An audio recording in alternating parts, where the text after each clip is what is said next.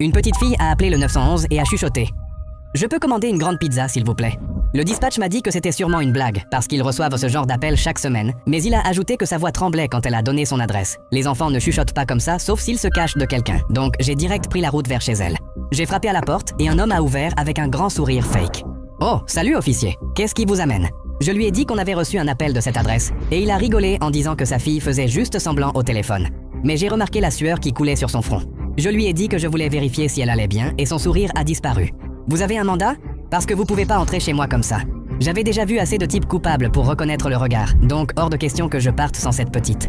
Pendant qu'il parlait encore de ses droits, une petite fille a jeté un coup d'œil derrière lui depuis le coin du couloir. Cheveux en bataille, gros cerne sous les yeux. Elle m'a regardé droit dans les yeux et a mimé « Aidez-moi !»